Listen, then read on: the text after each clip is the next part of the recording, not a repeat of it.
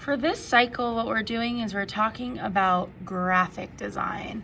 So down here in the yellow folder, cycle 18, it's read graphic design, and then you're gonna choose today one art activity. You could create a logo using adjectives describing you on a piece of paper. You're gonna draw large and fill the space and add color, or you could design a logo at wordart.com/create.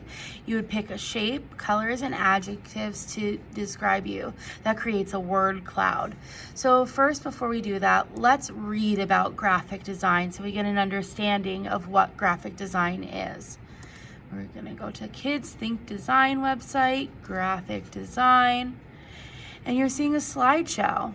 This slideshow has pictures from the Olympics. Olympic Games graphics. Young athletes from many nations gather every 2 years to compete in the Olympic Games. Through sports, the games promote themes of excellence, fair play, and world peace. Let's take a look at the role graphic design plays in communicating the spirit of the games. The symbol of the Olympic Games is a flag of 5 colored rings, one representing each of the 5 continents of North America, South America, Europe, Asia, and Africa. A separate brand identity is created by each host city for a specific Olympic competition, such as the 2012 Summer Games in London or the 2016 Games to be held in Rio de Janeiro. This year, the official logo for the London Olympics and Paralympic Games is an abstraction of the numbers in 2012, rendered in jagged edged shapes. The colors and the style of the brand identity is carried through on signage, tickets, and more. The games consist of 35 sports. Each sport has special icons that graphically represent specific events. These icons must be designed using simple shapes that can be easily identified. Ever since the 1972 Olympic Games in Munich, mascots have become an integral part of the Games. The mascots for the 2012 Summer Olympic Games in London are the Mandeville and the Wenlock.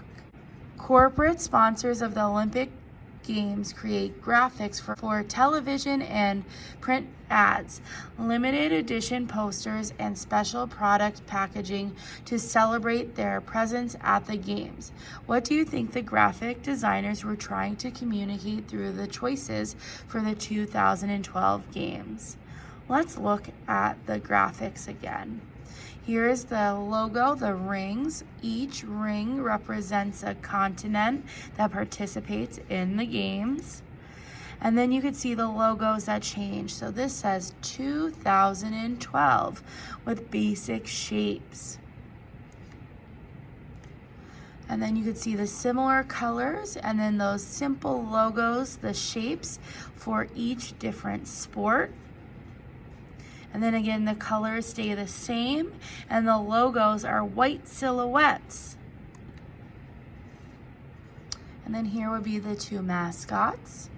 But I still see those colors, the blues, the pinks, the yellows, similar to what I saw on the tickets and the logos. And here's another design for Coca-Cola. And then back to the symbols. So let's learn more about designers. Here's a designer. Yiying Liu is a young designer who was born in Shanghai, China, and now lives and works in Sydney, Australia.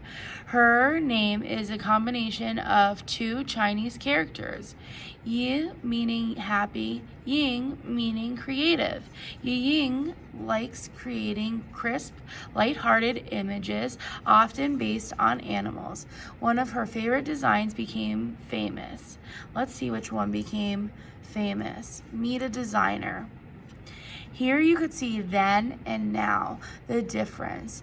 This is Leone. He's a graphic designer who is known for his illustrations in books. And here is Ying, who is an emerging designer, and you could see her design. Renowned designer and illustrator Leo Leone was born in Holland in 1910. He taught himself to draw by observing the work of the masters in the museums of Amsterdam. He moved to the U.S. with his family at the age of 14, then to Italy when he was 16. In 1939, he came back to the U.S. where he became involved in the graphic arts, working as an art director for Time, Life, and Fortune magazines. So in addition to his books, he was a designer for popular magazines. In 1955, shortly before he retired from commercial art, Leone began to write children's books. His books are memorable for their finely detailed inspiration of mice, birds, fish, and chameleons painted in a flat graphic style. It would be easy to imagine that had they met, Leo Leone and Ying Lu, both creators of endearing graphic designers, would be kindred spirits. If you look at their work, both are flat. He doesn't make these round and realistic, he makes them flat. They are textured pieces of paper, but again, it's the flat design. And her art is similar. It's flat, and this is digital work. So let's read more about it. Anyone who uses the social media site Twitter may be familiar with one of Ying Lu's most famous designs. Its official title is Lifting Up a Dreamer. Lu created the image for a message to her friends.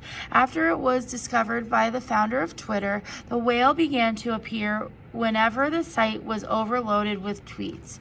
Before long, users affectionately nicknamed it Fail Whale. Lu is inspired by art. Georgia O'Keeffe, Rene Magritte are favorites. Music, everything from the Beatles to Beethoven. Fashion, especially Coco Chanel, and children's books. In 2008, Lu was named one of the 100 emerging leaders in innovation by Australia's large newspaper. She is now busy creating other graphic creatures and working on illustration projects, logos, and package designs.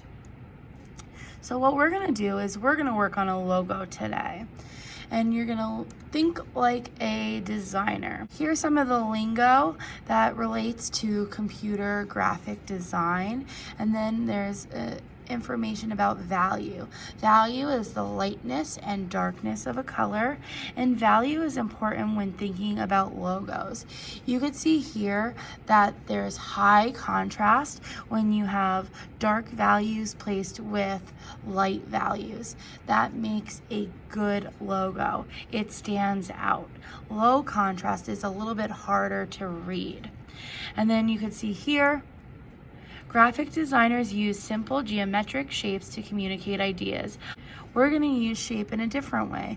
We're going to pick a shape and use it as our logo. So in the Schoology folder, you have the two choices. You can draw your logo on paper. I want you to use adjectives, words that describe you. Fill up the paper and use color.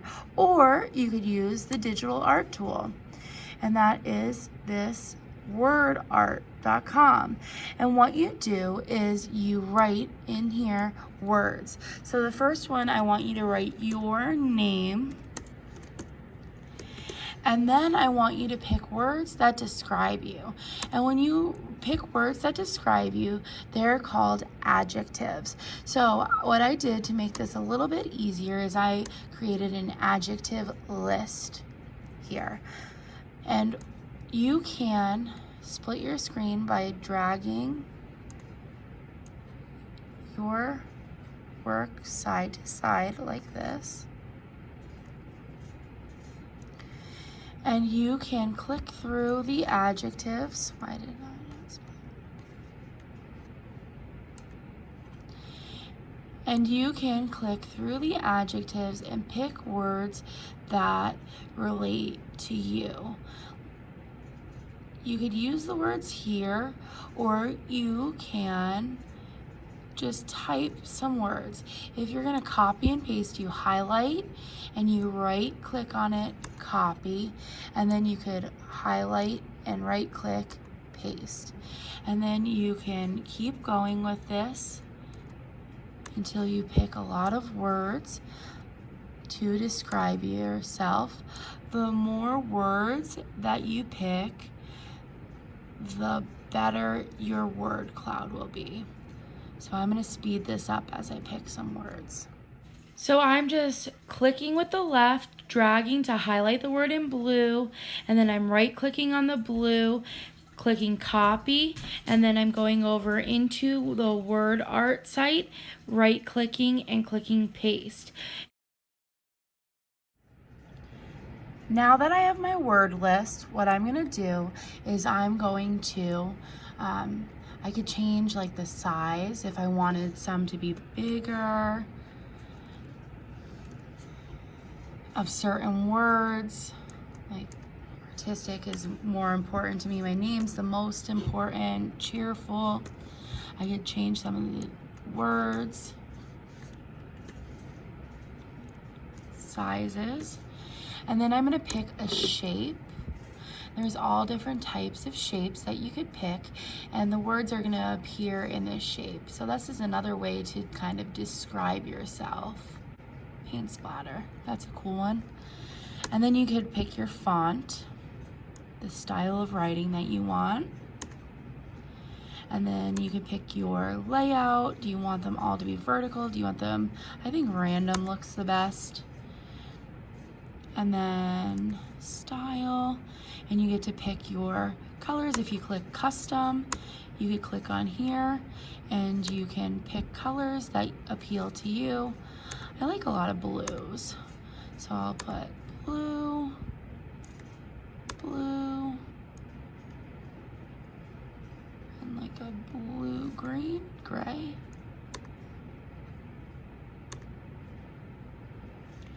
I don't want those pinks, so what I'm gonna do is I'm gonna click off that. And I have a lot more colors. So whatever colors appear here, that's gonna be your color palette. And then after you do that, you're going to click visualize. And this just loads it all up and it creates your word pattern. So you could see how it repeated the words and it put it in this shape. And what you can do if you want to, you could save this. It says you could click download. Save doesn't work, that makes you sign up, but if you click download and download it as a JPEG, then it appears here in your download folder. And what we could do is we can upload it to our Teams and use that as our logo for our Teams meeting if you wanted. So I just wanted to show you. I know a lot of you know how to do this already. If you click on your logo up at the top right corner, what you could do is click change picture, and then you can upload a picture because we saved it, we download it, and it's in our download folder, and it'll come up as today, word art, open it, and then you have your new logo in there. So that's how you could add that. Okay, I hope you have fun with this. Remember, you don't have to submit it to me. You could send it to me on Padlet or in Schoology or in an email, but you don't have to. You have your two choices. And then don't forget to do your exit ticket. Okay, can't wait to see what you did. Have a good day.